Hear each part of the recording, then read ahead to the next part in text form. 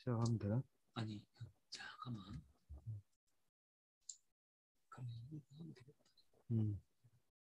잘 듣기시죠? 예, 네. 그러면 시작하겠습니다.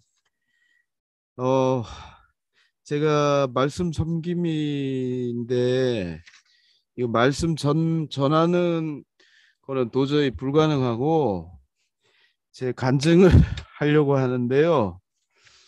기왕이면 제대로 전달하고 싶은 마음이 크기 때문에 행설수설하지 않을까 걱정이 돼서 글로 써서 좀 천천히 읽으려고 합니다. 아무래도 좀 딱딱한 느낌이 들 거라고 생각하지만 양해를 부탁드리겠습니다. 시작하겠습니다. 교회나 종교 생활이 이 삶의 주요한 바탕이었던 분들하고 그렇지 않은 분들이 골고루 모여 있는 우리 교회에서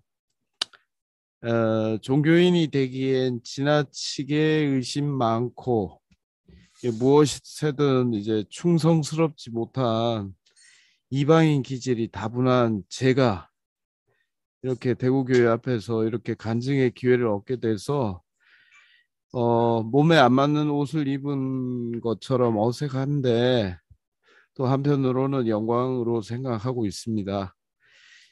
이런 기회를 통해서 저런 사람에게는 저렇게 복음이 받아들여지는구나, 지는 수도 있구나 하는 너그러운 마음으로 지켜봐 주시고 너무 엄정한 잣대를 들이대어 판단되지 않았으면 하는 부탁을 드리고 싶습니다. 왜냐하면 저는 기본적으로 모순투성이 그 자체이기 때문입니다. 이 나이가 되도록 살면서 알아지는 것이 인간은 예외 없이 다 그렇구나 싶고 누구보다도 제 자신이 그 모순 덩어리임을 이 자리를 빌어서 고백하고 싶습니다. 오죽하면 농담으로 제 정체성은 모순이다라고 할 정도거든요. 자랑스러운 일이 전혀 아니지만 이 말을 하고 들어가야 제가 전하고자 하는 것이 그저 저 자신의 현재 생명임을 온전히 인지시켜 드릴 수 있을 것 같아서입니다. 제가 요즘 즐겨 시청하는 프로가 하나 있는데 의사 오은영 씨가 나오는 금쪽 같은 내 새끼입니다. 보시는 분들 있으십니까?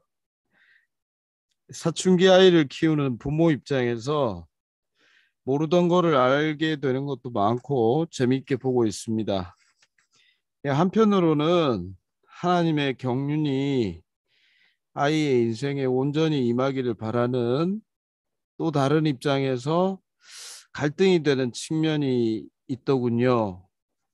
그분 말대로 다 성숙되지 않은 아이에게 정서적으로 완전한 충족감을 느끼게 해주는 것이 과연 좋기만 한 것일까 하고 말이죠. 그렇게 꽉 찬 마음이 되면 하나님이 자리 잡을 자리가 없을까 봐 세상 사람이라면 하지 않을 고민이 생기더라고요. 근데 사실 다름이 아니고 제 얘기인데요.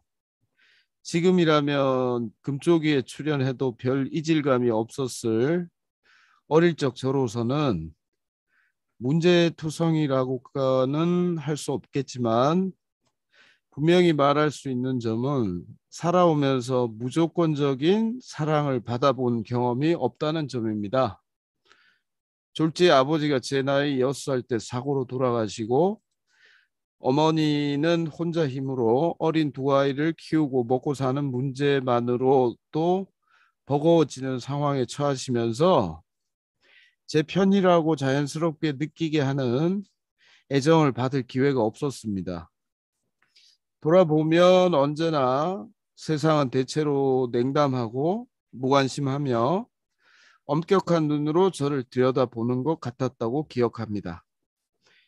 여담이지만 저는 초, 중, 고 졸업 앨범이 제대로 남아있지 않습니다. 왜 그렇게 스스로가 마음에 들지 않았는지 말이죠.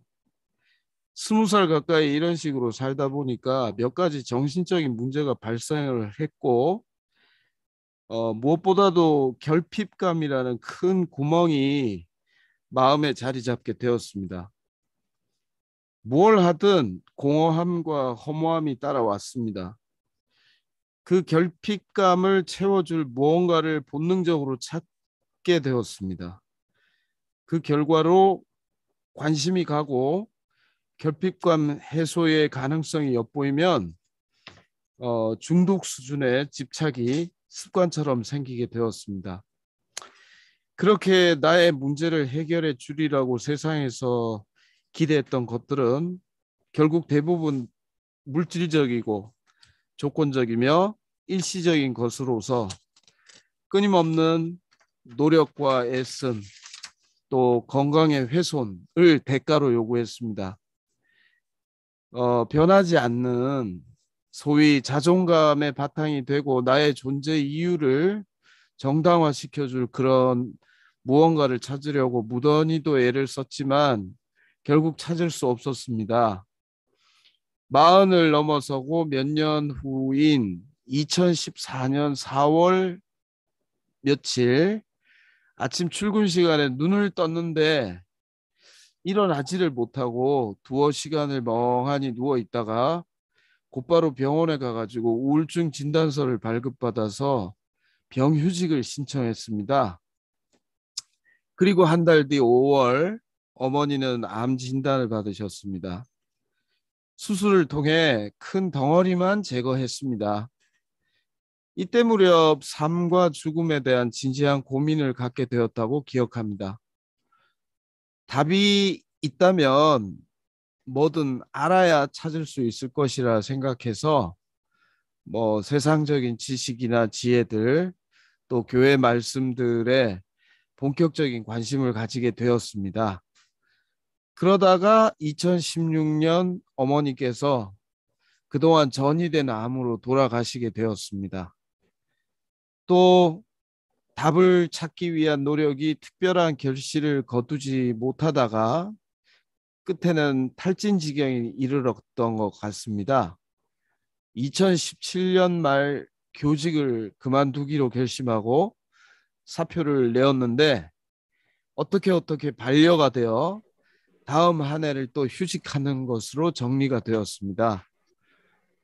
그 무렵 여러 방면에서 세상 사람들이 제시하는 그 문제라는 것들에 대한 해답에는 한계 같은 것이 있다고 느끼게 되었습니다.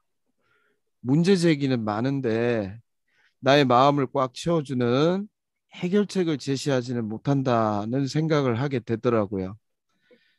2018년 자유롭게 주어진 시간을 가지고 목사님 말씀을 제대로 들어봐야겠다는 계획을 가지게 되어서 말씀 파일, 말씀 책, 성경 말씀, 거기다 목사님 자서전인 주의 손에 이끌려까지 마음껏 읽고 듣고 했습니다.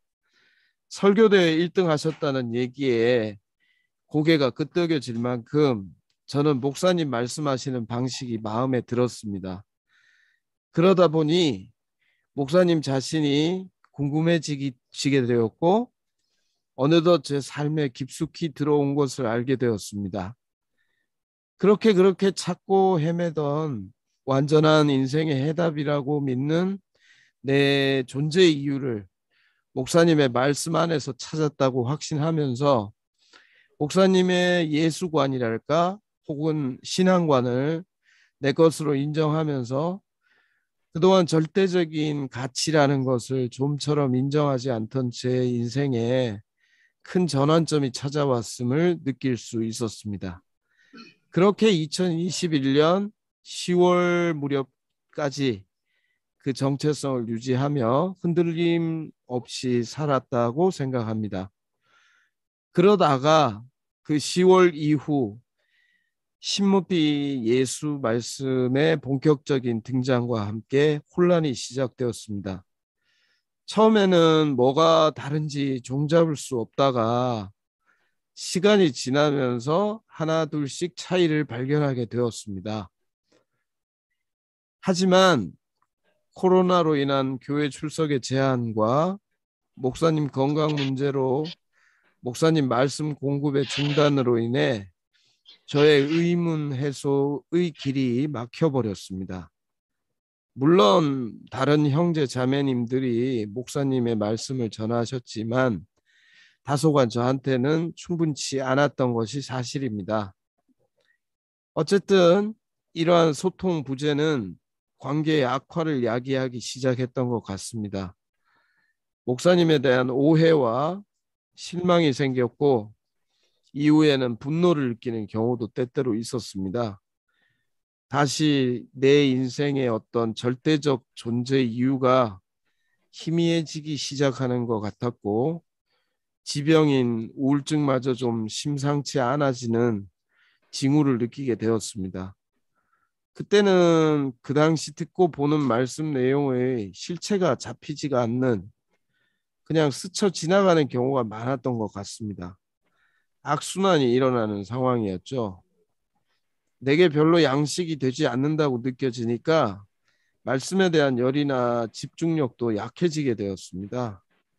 그래도 그 와중에 김치연 목사님 말씀이 이 목사님의 최종적 말씀과 결이 다르긴 하지만 전 그 말씀을 매우 좋아했습니다. 다른 듯 비슷한 김 목사님의 말씀하시는 방식을 꽤 좋아하고 있습니다. 지난 6, 7개월 저의 연착륙을 김 목사님의 말씀이 도와주지 않았나 생각합니다. 아까도 말씀드렸듯 두 분의 말씀은 다른 듯 비슷한 내용을 전달하고 있다고 생각하고 있습니다. 십자가에서 뛰어내리지 못한 예수에 대한 저의 생각에 대해 말씀을 좀 드리겠습니다. 누구나 그 상황이라면 못 뛰어내리는 것은 당연하다고 생각하고요. 하지만 특별할 것 같은 예수님은 왜 그냥 매달린 채로 돌아가셨을까? 우리의 대속을 위한 의도적인 것이 아니라 사람이기 때문에 당연히 뛰어내리지 못했다고 생각합니다. 아무리 대단한 이적을 행하고 하나님의 네? 아들이라도 이 테레비요? 세상에 오셨다면 당연히 사람의 몸으로 오셨을 꺼드리겠습니다. 것이라 생각했습니다. 이 생각은 굳이 신모띠 예수 복음 이전부터도 하고 있던 생각인데 왜 새삼스럽게 또 외골수적으로 교리적인 인상을 강하게 주는 방식으로 말씀의 흐름을 바꾸셨는지 의아했습니다.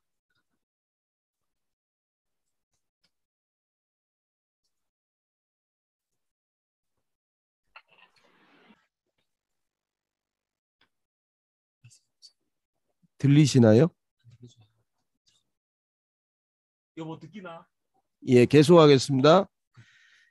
제가 아직도 갖고 있는 고약한 기억이 하나 있습니다. 대학교 저학년 때 구원파의 어떤 사람을 만났습니다. 그 당시 CCC에 과 친구 권유로 가봤던 김에 그런 사람도 만났던 것 같습니다.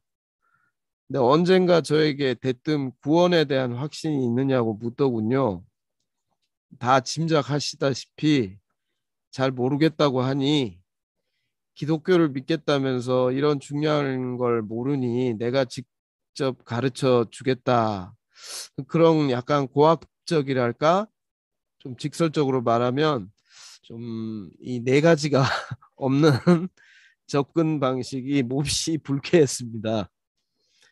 그 이후론 구원파는 물론 CCC에도 관심을 끊었습니다만 전 행여나 대구교회가 그런 이미지를 밖에 비춘다는 건 참으로 받아들이기 어려운 우려되는 상황이 아닐까 걱정을 하였고 뭐 사실 지금도 그런 걱정이 사라진 건 아닙니다. 어쨌든 결국 제가 납득하게 된 방식은 지금 말씀드리는 이러했던 과정과 같습니다. 목사님 말씀에 이전에 그 다채롭고 풍요롭게 느껴지던 측면들은 돌아보면 매우 논리적이고 보편적이어서 납득하기 쉬웠고 또 한편 개방적이고 형식에 얽매이지 않는 실제적인 특징이 많은 사람들의 억눌리고 답답한 심정을 달래주지 않았나 생각합니다. 일반적 가치 규범적으로도 거뜬히 반갑게 수용될 수 있는 바람직한 색채를 띄었다고 생각합니다. 따라서 내용의 깊이와 폭은 갈수록 더 확대될 수 있었다고 생각합니다. 요즘 세상 돌아가는 것을 보면 거창하게 말해서 시대 정신의 변화랄까? 당연히 소중하다고 여겨졌던 가치나 관념들이 퇴색되거나 변질되는 쪽으로 바뀌고 있다고 자주 느끼고 있습니다. 물론 저보다 젊은 세대들 중 다수는 그렇게 생각하고 있지 않다는 것을 잘 알고 있습니다. 아마도 저도 이제 어쩔 수 없는 지나가는 세대라는 것을 부인할 수 없겠습니다. 꼰대까지는 모르겠고 그 차이를 분명히 느끼고 있습니다. 결국 세대마다 성별마다 처한 자기의 환경에 따라서 각자가 가진 가치 체계는 지금 이 시대쯤 되니 제각기 조율이 거의 불가능하리만큼 굳건히 세워져 있고 저마다 자기가 옳다고 믿을 거라는 어떤 인간의 한계 같은 것을 요즘 절실히 느끼고 있습니다. 덩달아 낯설은 불안과 긴장감을 조성하는 사건들이 일상생활 속에서 수시로 발생하고 그러한 상황들이 제 특기인 현실 회피적 성향이 강화되는 것을 요즘 감지할 수 있게 되었고요. 그러면서 드는 생각이 이전에 목사님의 그 기름지고 볼거리 먹을거리 많은 말씀들도 상황과 조건에 따라 공허하고 더덥게 느껴질 수 있지 않을까 하는 의문이 끼어들기 시작했던 것 같습니다. 이것이 제가 정현주 자매님 간증을 듣기 직전의 어떤 감정 상태랄까 마음의 변화, 말씀의 변화에 대한 인식 상태였다고 생각합니다. 그러다가 그분의 간증을 들었습니다. 일단 겹쳐지는 부분이 많았다고 느꼈습니다. 어머니 관련 부분, 극복할 수 없는 신체적 질병 부분, 그분은 암이고 저는 우울증이고요. 이런 등 비슷한 상황 속에서 신무띠 예수 말씀이 불현듯 밝히 귀에 들어왔고 그 속에서 완전한 자리 회복을 경험하셨다는 그 간증을 듣고 저에게도 뭔가 되돌릴 수 없는 바뀌어진 무언가가 내 안에서 느껴지기 시작했습니다. 목사님 자신이나 이전의 목사님 말씀들로 상징될 수 있는 좋은 것들이 그렇지 않은 것들과 사람 각각의 가치관에 따라 받아들여지는 정도의 차이가 있을 수는 있겠지만 어떤 본질 앞에서는 크게 다르지 않겠다 하고 깨달아졌습니다. 반면 십자가에서 뛰어내리지 못한 예수로 상징되는 생각에 따라서는 그 뻔하고 새삼스럽고 거듭 언급하는 것이 체질적으로 불편할 수도 있는 그 자리에서만 사람이 유일한 존재의 이유가 드러난다는, 즉 예수든 목사님이든 누구든 사람은 죽음의 자리에서만 같은 존재 목적이 밝혀지고 그것에 대한 완전한 인식 후에 비로소 하나님에게 쓰일 수 있겠구나 하는 깨달음 또한 같이 생겨났습니다. 그것이 바로 앞에서 말씀한 그 본질이라고 생각합니다. 논리적이고 이론적 근거에 바탕을 둔 것이 아니라 다분히 직관적으로 생각한 생각의 변화입니다. 그렇다고 터무니없다고 생각하지는 않습니다. 논리적 이론적인 근거가 아무리 그럴듯하고 흠잡을 구석이 없다 하여도 이상하게 마음을 움직이지 못하는 말들은 아무리 다른 데서 힘을 얻어도 결국 나에게는 소용없는 것일 뿐이라는 경험을 충분히 가졌습니다. 이러한 생각들이 생겨나면서 비로소 무엇인가 정리되는 듯한 느낌이 들었습니다. 그 자리에서만 적어도 저라는 존재가 더 이상 흔들리지 않는다는 사실을 알게 되었습니다. 그렇게 된 이상 신모띠가 어떻게 들리든 신모띠 예수 복음을 받아들이지 않을 수 없었습니다. 이러고 나니까 희한하게 얼마 되지는 않았는데 평정심이랄까 요동치지 않는 안식 같은 것이 찾아오고 있습니다. 뭐 다른 사람까지 보다듬고 이 자리로 이끌어 줄 수 있는 마음의 넉넉함은 아니더라도 적잖이 감당키 힘들었던 나 자신의 마음이라도 진정시키고 쉴 수 있게 해주는 것은 바로 이 말씀 때문이라는 것을 실감하고 있습니다. 이런 생각이 들기도 했습니다. 내가 선택하지는 않았지만 나에게 주어진 그 절대적 결핍이라는 빈자리가 어쩌면 하나님의 마음이 자리 잡을 공간이 아니었을까 하는 생각입니다. 그 결핍이라는 것이 없었더라면 저는 아마 저를 채워줄 무언가를 찾지 않았을 겁니다. 안 믿기실 수 있겠지만 진지하거나 사회적으로 생산적인 것으로 여겨지지 않는 거에도 적당히 만족하고 살 수 있을 만큼 농담 삼아 선천적으로 백수가 체질이라 그럭저럭 그냥 잘 살아갔을 겁니다. 하지만 지금 와서 계산기를 두드려 보니 기왕 사는 인생, 지금 내가 처해진 인생의 길이 훨씬 더 남는 게 많지 않을까 하는 생각을 해봅니다. 저를 이러한 자리로 이끄신 하나님의 경륜을 찬양하지 않을 수가 없습니다. 그리고 마지막으로 그동안 방황의 시간 동안 폐를 끼쳤거나 감사의 위로를 주셨던 분들에게 감사의 마음을 전하고 싶습니다. 혹시 나이어를 좀 호명을 해도 될까요? 만만하고 편해서 아무 때나 전화해가지고 푸념과 속풀이를 했고 때로는 화를 내기도 하는 것을 묵묵하게 받아준 박광우, 최은희, 강은수, 김경미, 이진영 그리고 재영이 형과 순재 형에게 미안함과 감사를 전합니다. 또 위로의 말씀을 따뜻하게 전해주신 김치현 목사님, 신모띠 복음의 의미를 자상하고 친절하게 설명해 주셨던 이창용 형님, 이효영 형님께 또한 감사드리고 사랑방에 간간히 올린 글들에 빠짐없이 격려의 댓글을 달아주신 여러분들을 잊지 않고 있습니다. 모든 분들이 지금의 저가 되게 해주신 고마운 분들입니다. 무엇보다도 제 정체성을 찾는 이 모든 여정의 중심축이신 이열래 목사님을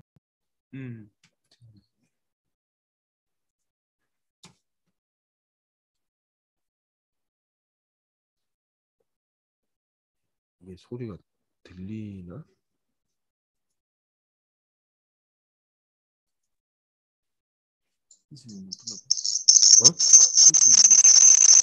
현숙이 누님? 네.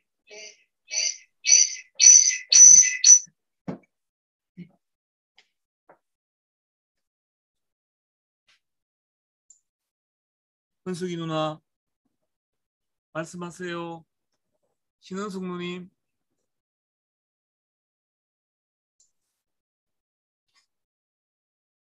신은숙 누나.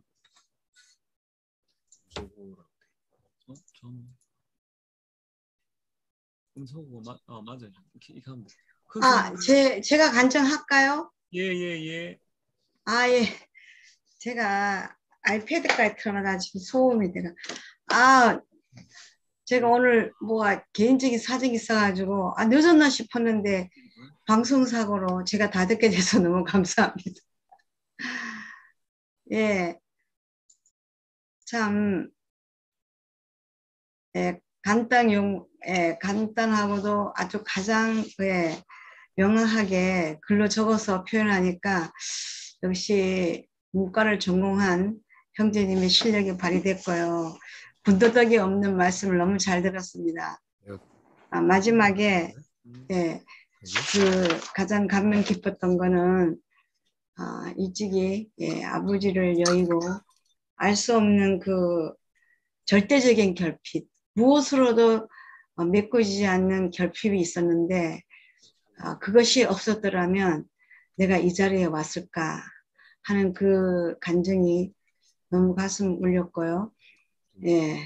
그리고 지금 결핍이 없는 인생이었더라면 어떻게 됐을까? 예, 그 전자보다는 후자가 더 낫지 않냐. 예, 예, 너무 예, 감명이 깊었고 하나님은 우리를 부르실 때 우리의 사정을 다 아시고 예, 늘 예, 관심을 갖고 예, 부르신다는 게 너무 확실하고 그 연주 자매의 그 즉각적인 멜기세덱 반차를 따라서 예, 어디서부터 왔는지 모르는 한 자매가 일요일날 말씀을 하게 돼서 참 오늘 바로 장애 형제가 오늘 있도록 한 것이 아닌가 이런 생각이 예, 됩니다.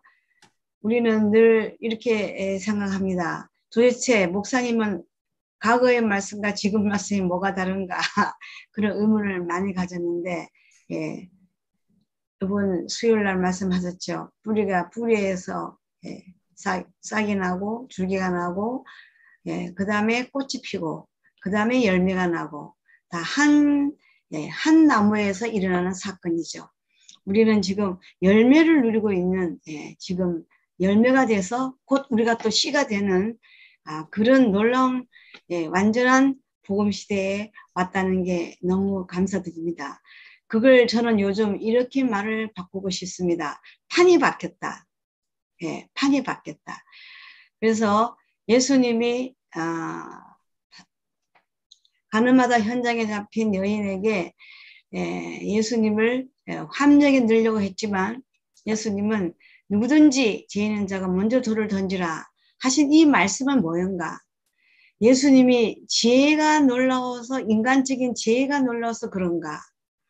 예, 물론 지혜도 있지만 가장 중요한 거는 판이 바뀐 자리라는 거죠. 예수님이 있는 곳은 판이 바뀐 자리고 이엘 목사님이 계신 곳이 판이 바뀐 자리이기 때문에 우리가 그동안 방황해 있는 것 같습니다. 이제 우리는 판이 바뀐 자리로 옮겼습니다. 완전히 순간 이동을 했습니다. 예, 예수님이 있는 그 자리는 율법이나 어떤 우리가 알고 있는 상식, 예, 종교적인 어떤 모든 것, 그 모든 것이 필요 없는 한 판인 거죠. 필요 없는 판인 거예요. 이미 예수님 안에서 다 이루어진 거를 우리는 100% 이루어진 것을 누리기만 하고 보기만 하고 누리기만 하는 놀라운 세계이기 때문에 이 세계는 세상에는 없는 거거든요. 어떤 세상에도 자기 노력을 좀 해야 되지 100% 아무것도 안 하는 세계는 없거든요. 요즘 저는 아무리 생각해도 완전히 다른 판이구나. 그래서 우리는 오해할 수밖에 없고 당황할 수밖에 없었다. 그 전에 목사님 말씀을 열심히 들어야 되고 적어도 수모임도 열심히 나가야 되고 어떤 그런 것도 필요했어요. 예, 지금도 물론 그것이 필요하지만 지금 이것은 다 이루어진 것이기 때문에 그냥 보기만 하면 되는 세계, 보기만. 그러면 내가 그 자리로 이동이 된다는 거죠. 바로 그런 사건이 예, 창희 형제가 이루어진 게 너무 감사하고 이렇게 오늘 밤에도 예기치 않는 이 복된 소식을 듣게 돼서 너무 감사합니다. 주님을 찬양합니다.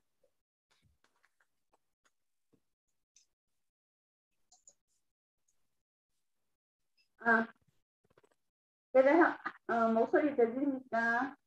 예. 창희가 오늘 한다 하니까 더군다나 연주 감정을 듣고 확 세계가 바뀌었다 하니까 예. 이미 가슴이 설레고 기대가 되더라고요. 근데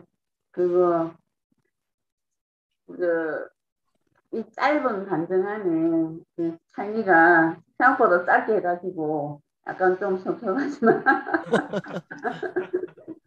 좀 길게 해서만 이렇게 했는데 하여튼 창의를 보면 인생이 치열하다. 너무나 고민이 많다. 괴롭다. 이게 뭐 온몸으로 나타나는 그런 생각이 들어요. 그리고 보면 또 창이 오늘 그치 어릴 때 아버지 일이고 엄마 혼자 몸으로 살고 그러니까 마음의 갈등을 얼마나 심하게 했는가 오늘 나타나잖아요. 그러니까 하나님 은혜로 이렇게 완전히 인생이 바뀌어 사는 게 참 기적 같다는 생각이 들어요. 옛날에 창이가 휴대폰을 보는데 엄마가 어머니라고 안 적히고 재미삼아 이야기합니다. 어머니 성자 언니가 또 고생만 했지만 그래도 성자 언니가 창의를 갖다가 교회를 인도해가지고 축복을 받았잖아요. 사람들이 많이 안 올라가서 내가 이야기를 좀 길게 할게요.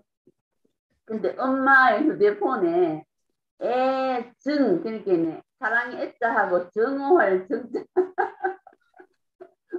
엄마에 대해서 사랑과 미움을 동시에 이렇게 표현하려고 애정 엄마의 나의 관계는 애증 관계다. 그러니까 그 엄마의 관계도 얼마나 힘들겠네요. 그 연주가 그 전번에 일요일날 간증했잖아요. 엄마가 죽더라도 나한테 전화하지 말라. 완전 이거는 관계가 주비가 하는데 주비가 그 마음을 박주백 자매가 그 마음을 너무나 잘 알더라고. 주백이가 엄마하고 차를 타고 있으면은 차를 엄마하고 앉는 그 자체가 긴장이 되고 불안하대요. 지금 이 나이에 50이 넘은 딸이 80 넘은 엄마를 갖다가 데려가면서 그러니까 나는 그 마음을 이해를 잘 못하지만 그런 엄마의 긴장 관계가 있는 사람들은 연주 간증을 듣고 해방이 되는 거더라고. 그러니까 주백이가 난 그 잘 못 들어서 연주 간증을 직접 들었지만은 그냥 그 대목은 듣지를 못했거든. 그런데 주백이가 정확하게 이야기하더라고.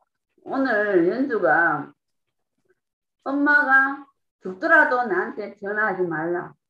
근데 그 엄마가 감사하고 나를 낳아주셔서 감사합니다. 이거는 판이 바뀐 정도가 이거 기적 같은 일이 일어난 거죠. 예. 그렇죠.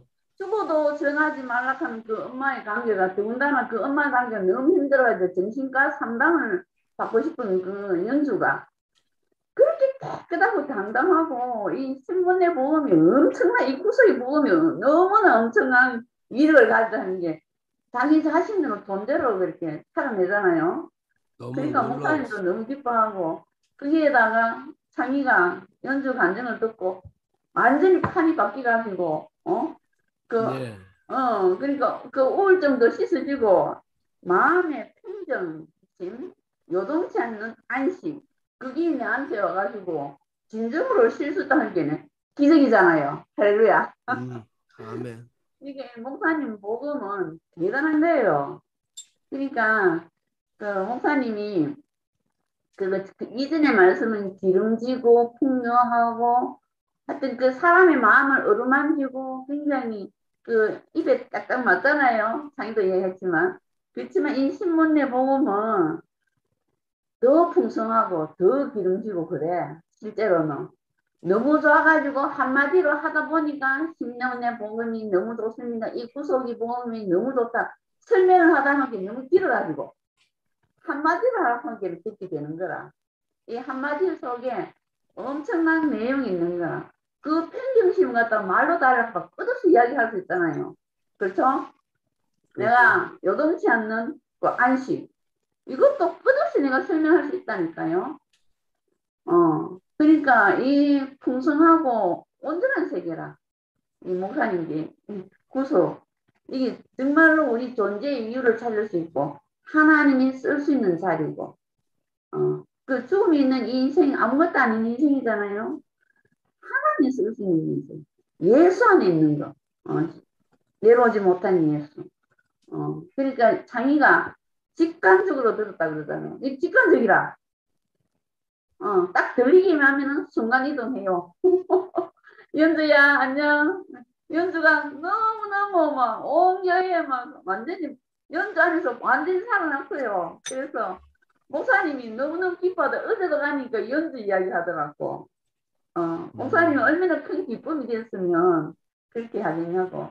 이 구속의 복음이 얼마나 인생을 온전하게 살리고 축복하고 가치 있게 하고 이 존재, 우리가 존재 이유고 본질이고, 그러니까 이 안에 사람의 비밀, 예수, 하나님, 그 모든 비밀이 풀리고, 세상은 문제 제기만 할 수 있고 해결책은 없지만 우리는 문제 이 안에 오면은 인간 문제를 다 알 수 있고 다 해결이 되고, 정말 놀라운 세계에 왔는 거라. 그래서 자기가 오늘 이렇게 정말로 그 자기 없으면 어찌할 수 없는, 해결할 수 없는, 더 가면은 우울증밖에는 가질 수밖에 없고, 모든 것을 막 스스로 설 힘조차도 없는데 지금은 당당하게 사람으로 설 수 있는 자리가 있잖아요. 내가 사람으로 살 수 있고. 어제 목사님이 그 신문에 보면 뭐하노? 결혼해가지고 애만 낳으면 된다 이거. 그걸 갖다 미랑이 오늘 어제 전화가지고 언니 모든 어머니 다 풀렸다면서 그렇게 좋아하더라고. 김미랑 자매라고. 애만 넣으면 저절로 뭐 할 일이 생기잖아요. 뭐 하라 말아 할 필요 없어. 이 신문 내보면 하면 저절로 내한테 뭔가 일이 주어진다니까 저절로 써요. 바쁘다니까. 그러니까 자기가 신문 내자마자 입이 열리고 표현을 하고 또 즐겁고 그렇잖아, 그죠? 아멘. 아멘이라고요. 아멘. 끝없이 좋은 거다, 끝없이. 이게 인생을 사는 게 얼마나 축복인지.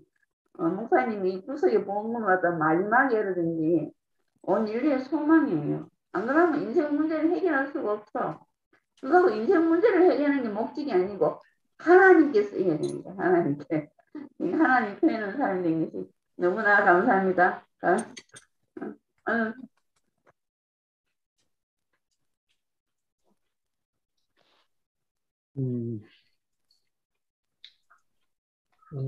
창의하고 이제 처음으로 교제하는 것 같아.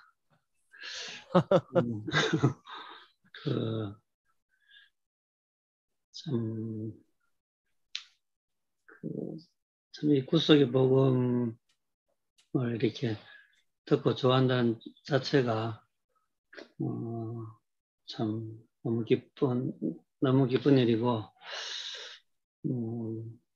예전에 목사님 말씀도 좋아서 참 거기서 잘 살고 있었는데, 이제 신모티 복음을 듣고 이제 좀 당황하고 혼란스러웠다, 이제 그런 말을 하는데, 옛날 게 이제 좋았으니까 이제 거기에 머무르고 싶은 마음이 있는 거지. 우리는 더 좋은 것이 왔음에도 불구하고 옛날 게 워낙 좋으니까 이 새 것이 좋게 안 보이는 거라.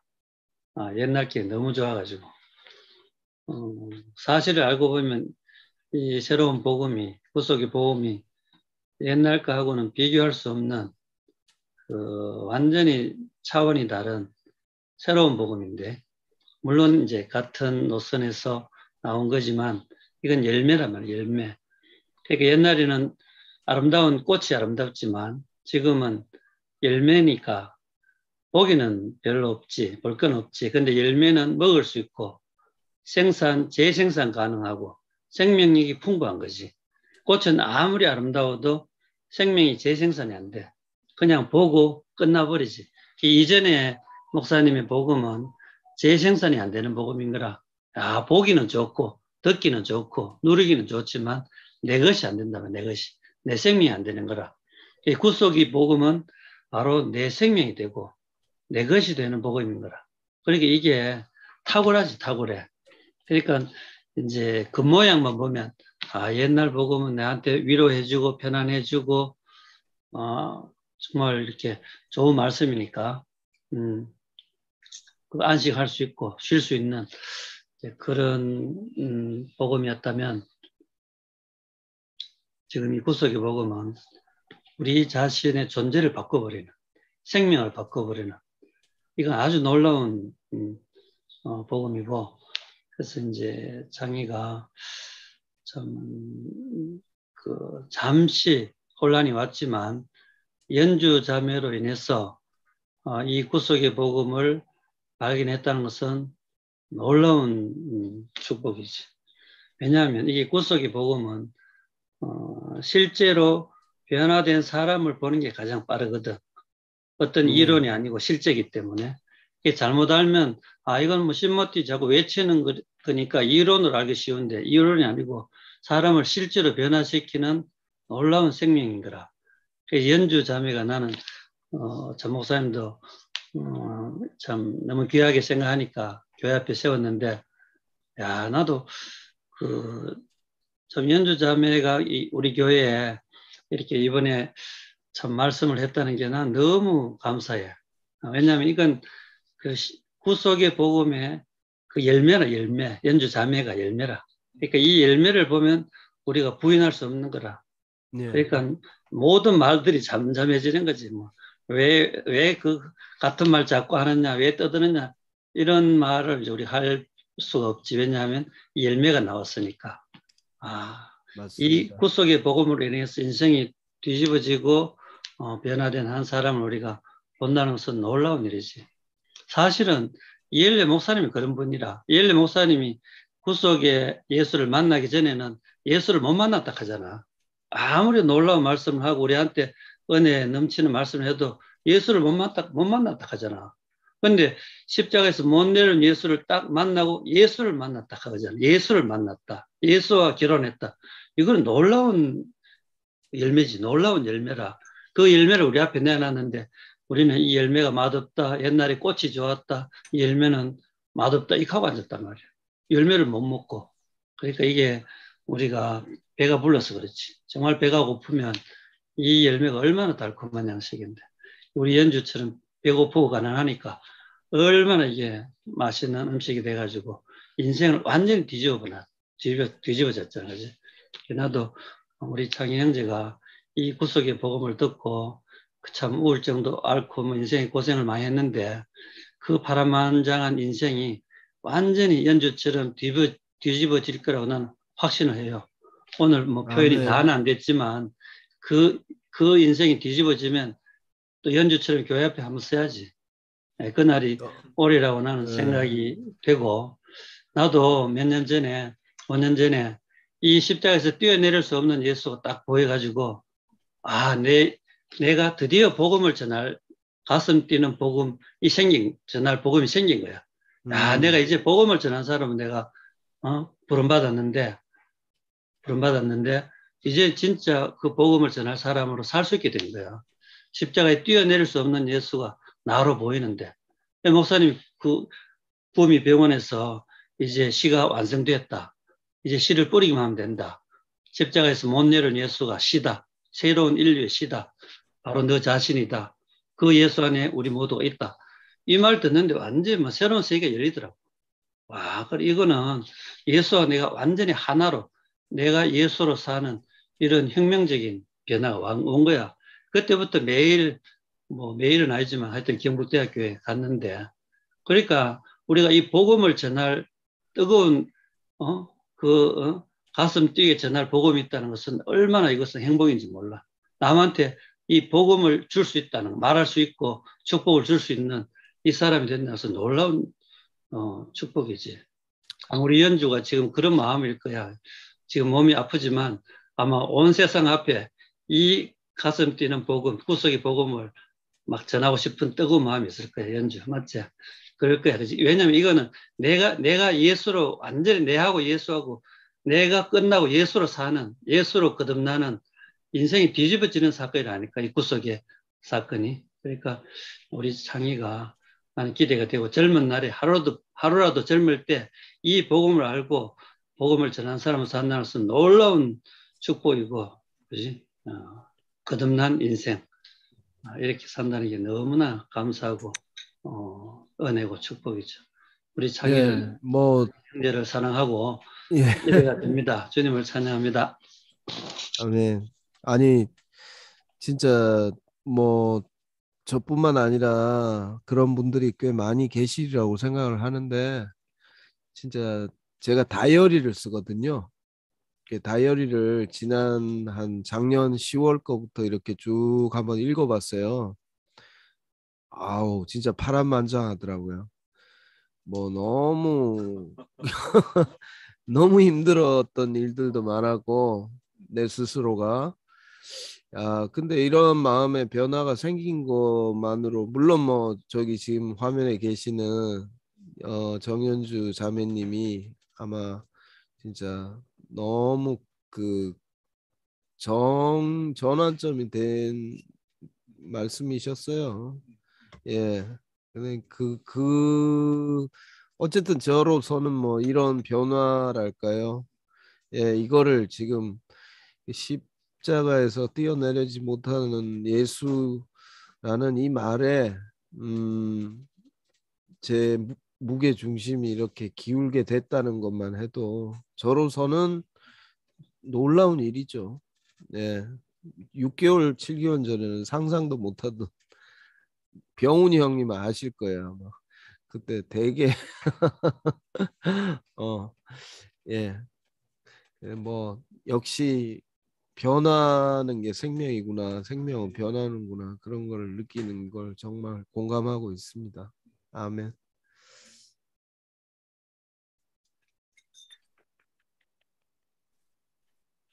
저예요. 잘 들려요? 오빠 얼굴 어디 갔노? 아이고, 창희 오빠 어디 갔노? 오빠. 안녕하세요. 예, 예. 나는 창희 오빠 아멘 소리 들으니까 너무 좋네요. 아멘 소리 들으니까 너무 좋고, 그리고 그 사랑방 글 읽을 때 울컥했어. 어떤 부분이었냐면, 목사님에 대한, 제가 목사님에 대해서 깊이 신뢰하는 마음은 한 번도 흔들린 적이 없습니다. 이 말을 오빠가 적어놨는데, 너무 믿음이 가더라고. 오빠가 이제 완전히 뒤집어졌구나. 와, 이건 기대할 만하다.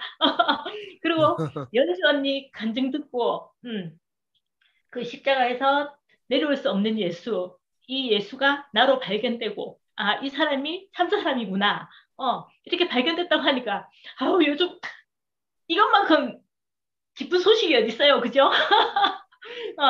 너무 감사하고, 그게 세상에서, 진짜 창희 오빠만큼, 많이, 이렇게 뭐라 해야 되노? 이 구속의 복음이 아니면 해결 안 되는. 근데 이거 완전 구속의 복음 안으로 탁 오니까, 오빠, 세상에, 와, 이렇게 깔끔하고 단순할 수가 없네, 오빠. 맞습니다. 나도 오늘, 오빠 처음 만나는 것 같아. 정말 순수 사람으로 처음 만나는 것 같네요. 야, 그 복잡하던 창희 오빠 어디로 갔노? 오빠 저 너무 기뻐요.